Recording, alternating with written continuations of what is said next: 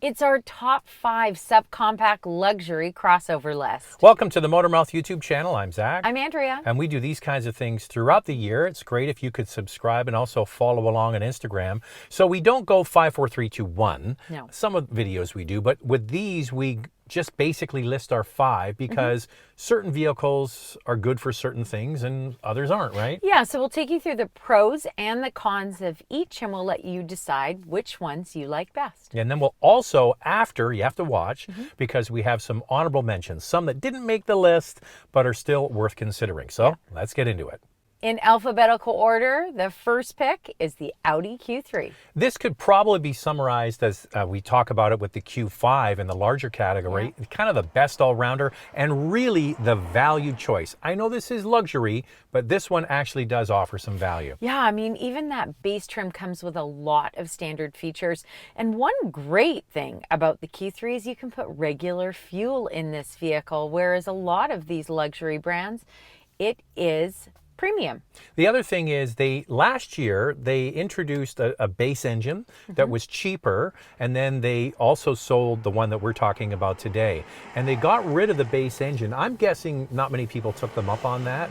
They wanted maybe the more powerful engine, or just Audi because of chip shortages have streamlined it. It's something to consider though, but still, even with the more powerful engine, it really is a good all-rounder and value. One thing I really do like about the Q3 is the modern exterior and interior design. It never really looks outdated. I like the integrated screens in the Q3, and the technology is good. It's easy enough to use. Yeah, Audi does a good job of making sort of timeless designs. You can look at the bigger brother, the Q5. It really has looks similar all the way through, and that's good because you can buy one of these, keep it for years, and nobody knows what year it is. It still kind of looks current. To Andrea's point, the integrated screen is nice. It doesn't have the tablet stuck on the dash look that Andrea doesn't like. I don't mind it as much, but there is a lot of shiny hard plastic in here, and some people complain it looks maybe too much like the Volkswagen. Agreed. I also think that the steering on the Q3 is very light. I prefer something a little bit heavier. I get that this will appeal to many people, but I'd like to see it be a little bit heavier. I don't know. To me, it would just feel sportier. The Audi Q3 has just one powertrain option at this time, the 45 TFSI. It has a 2-liter turbocharged 4-cylinder with an 8-speed automatic transmission, 228 horsepower and 258 pound-feet of torque, standard all-wheel drive. Here's the pricing. We'll start with Canada, then to the United States. It starts at just over $43,000, and the most expensive model is roughly $49,500. In the United States, the base model starts at just over $39,000, and the most expensive model is just $42,500. Here's the fuel economy. Remember, this runs on regular gas. 11.2 liters per 100 kilometers in the city, 8.4 on the highway. That's 21 miles per gallon city, 28 miles per gallon highway. Up next is the BMW X1. It is all new for 2023, and I think it is fantastic. All right, you want to watch later because we're going to do our honorable mentions. Yeah. The cousin of this, do you know what that is coming up in honorable mentions. Yeah, this is all new. It's got the latest interior, a bit of a clumsy look on the outside for me in the design. I think the grill's a little bit overdone, maybe looking a little cartoonish, but Really? You like it. You like that. I just like the whole exterior design. I think they've done such a great job, and comparing it to the outgoing model, what a difference. Pros, well, it's engaging to drive. It's a lot of fun. It's quieter than the outgoing model. One con, well, it could be the iDrive 8 operating system. No longer is there a controller to control that touchscreen. Everything is done in the screen. Yeah, I'm not as big a fan of this.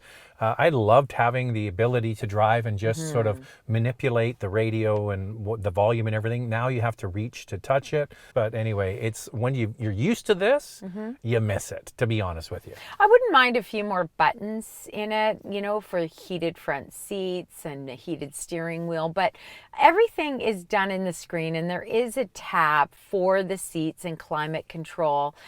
So I think it's something that you would get used to, but we're not crazy about the move away from buttons. Yeah, this is the way BMW is going forward. Then you get into the drive. I should say one thing before we move on.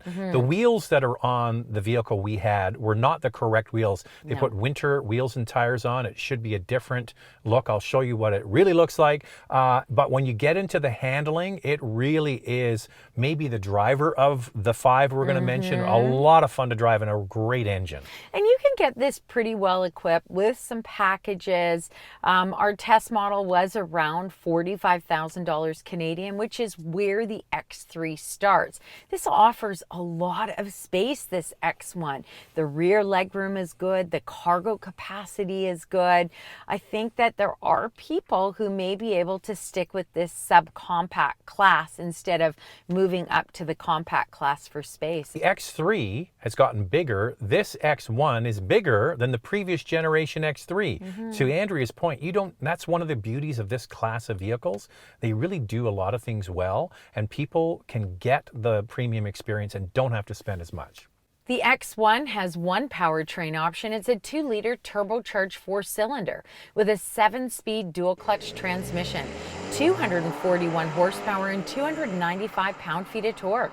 That's up 13 horsepower and 37 pound-feet of torque from the outgoing model, standard all-wheel drive.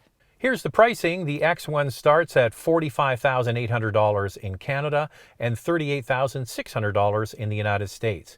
Here's the fuel economy, 9.6 liters per 100 kilometers city, 7 on the highway. That's 25 miles per gallon city, 34 miles per gallon highway.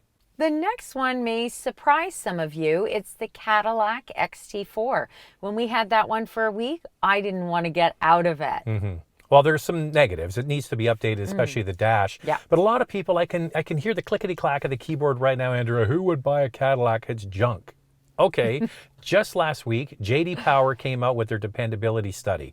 This is an anonymous survey they do of hundreds of thousands of vehicles across North America after 3 years. So not initial quality, after 3 years of ownership.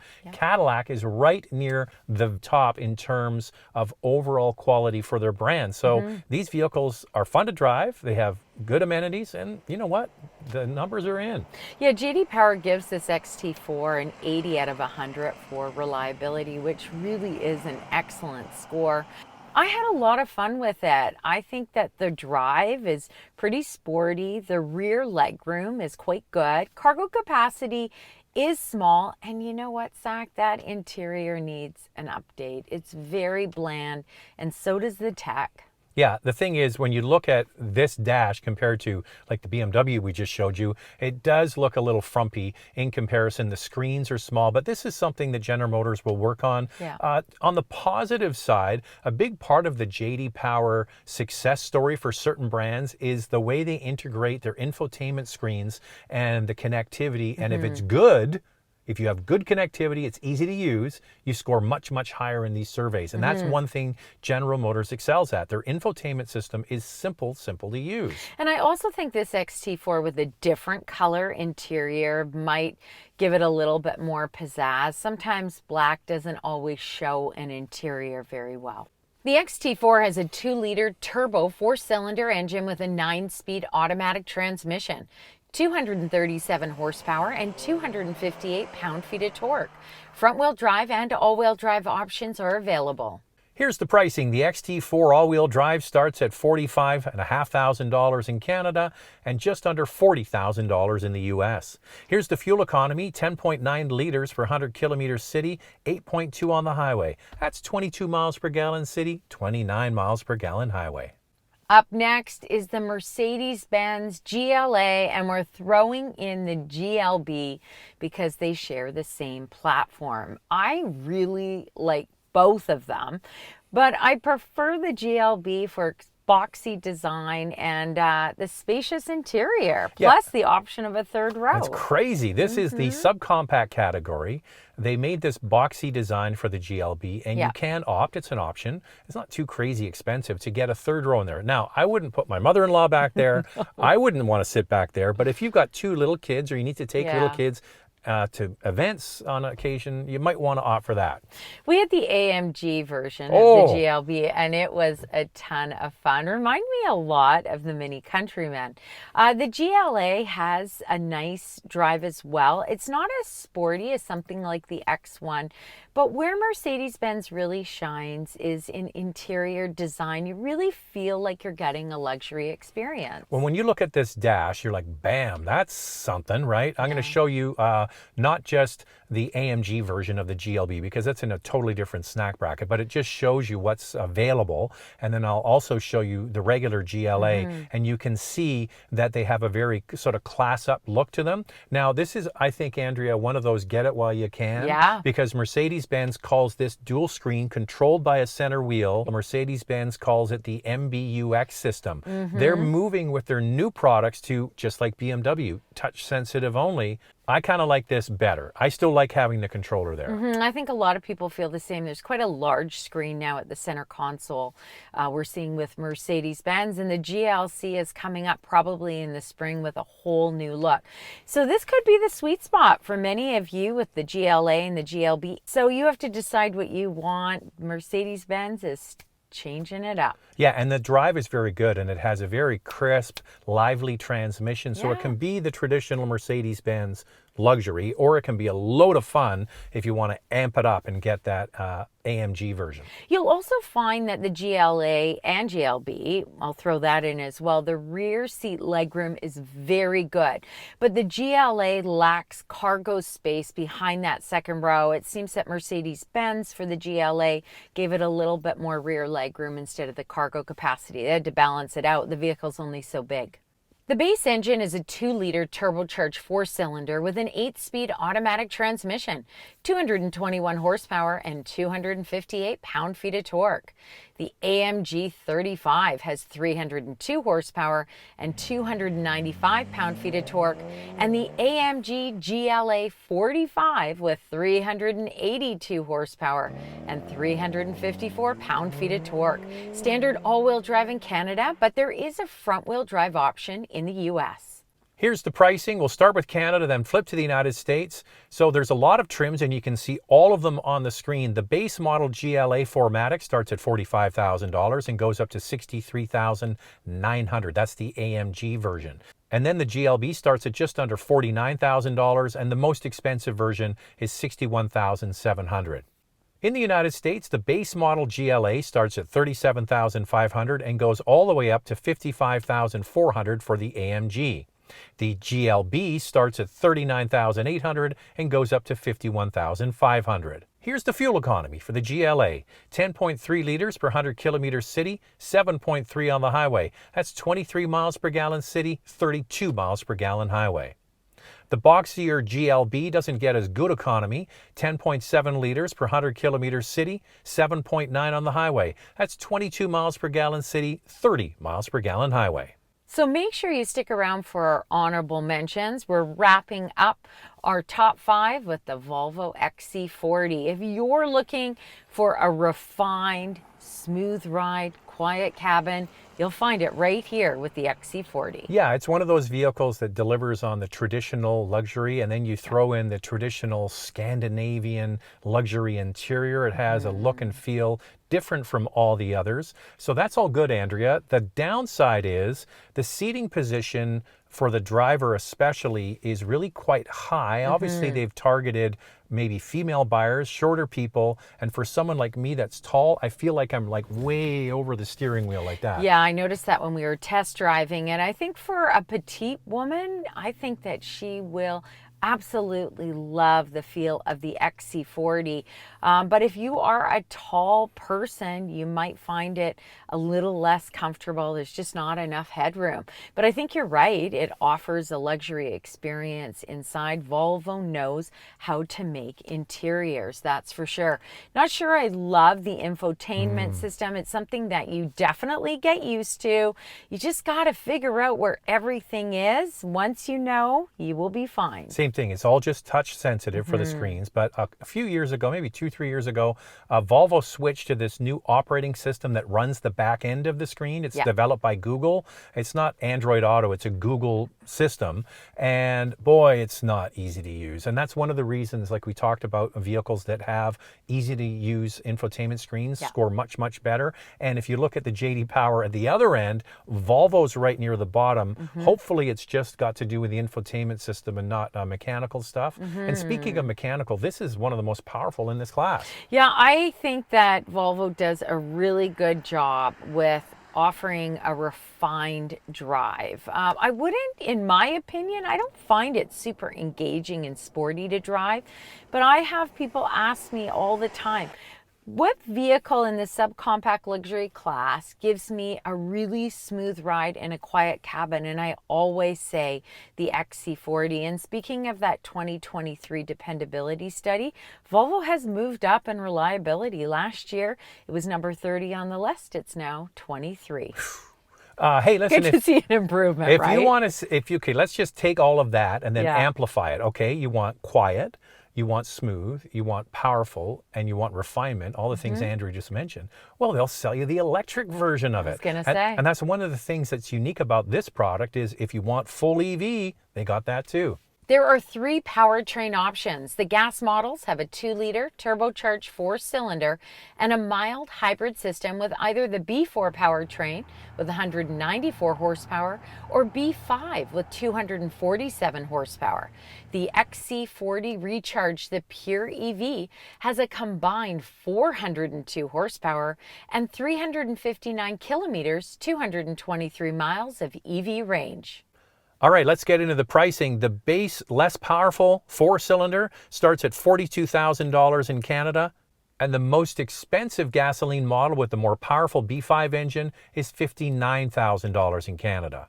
The electric version starts at just under $60,000 and goes up to just under $74,000. In the US, that base 4-cylinder engine starts at $37,500 and goes all the way up with the B5 more powerful engine to just under $48,000. The electric XC40 in the US starts at $55,000 and goes all the way to $60,500. Here's the fuel economy for the base B4 engine. 10 liters per 100 kilometers city, 7.6 on the highway. That's 24 miles per gallon city, 32 on the highway. The more powerful B5 engine, 10.2 liters per 100 kilometers city, 7.9 on the highway. That's 23 miles per gallon city, 30 miles per gallon highway. So that's our top 5. You'll have to let us know which ones you like, what order you would put them in. We thought this was a good way to do it. Alphabetical order, give you some pros and cons. Everybody has different needs and wants. Yeah, you want sporty, one might be right for you. You want smooth luxury, another one might be right for you. You want the ultimate space, maybe that GLB. You know, there's lots to choose from, and that's why we do it this way. We picked 2 in our honorable mentions category. The cousin to the BMW X1 is the Mini Countryman. The base engine has 134 horsepower. The Cooper S, 189 horsepower. The John Cooper Works with 301 horsepower and a plug-in hybrid with a combined 221 horsepower and 29 kilometers, 17 miles of EV range. It has a starting price just over $43,000 in Canada and just under $35,000 in the US. The last honorable mention is a hybrid, also the smallest of this group. It's the Lexus UX, with a 2-liter 4-cylinder engine and an eCVT, and of course Lexus hybrid drive. It has a combined 181 horsepower and a starting price of $41,500 in Canada and just over $37,000 in the US. The UX from Lexus is the only one that offers a hybrid option, and it no longer has a gas model for 2023. The only downfall of the UX is the rear legroom and the cargo capacity are very small. So if you need some space this is not going to be a great option for you. If you're maybe an empty nester, this might be perfect, or as a second vehicle. And then you flip back to the Countryman. It's a load of fun to drive, especially with the higher horsepower versions. Yeah. And it is the cousin to the X1. And you're probably saying, well, why isn't it in the top 5? Well, it's not really, it's a premium car, but it's not really luxury. For example, there's no power tailgate. A lot of them don't have power seats, and heated steering wheel wasn't even available till this year. There's some features missing from the Countryman, which makes it not really luxury, in my opinion. But very cool. And I got to tell you, one day we are going to own a Mini because it's so much fun with a manual transmission. All right. I thought you wanted a Targa 4S from Porsche. Well, can't I have hey, two things on my wish list? I'm a man of simple means. All I want is the little Ford Maverick hybrid. That's all I want. That's not all he wants, but I'll let him have it for now. If you get the Mini, and then we'll trade them all in and get the Porsche. Okay. All right. Good. That's got a wish, right? Yeah, you got a dream. All right. So what do you guys think of that list, and which one would you pick, and how would you order them, and tell us we're wrong and tell us we're right. We take it all. Yeah. Type below. And what else do they have to do? Well, you got to subscribe, hit that notification bell. We put out a lot of unique content each week, and we'd love for you to watch it all. And also follow on Instagram. It's Motormouth_Andrea to find out what's going on. And when will we see them next? We'll see you next time. We'll see you then.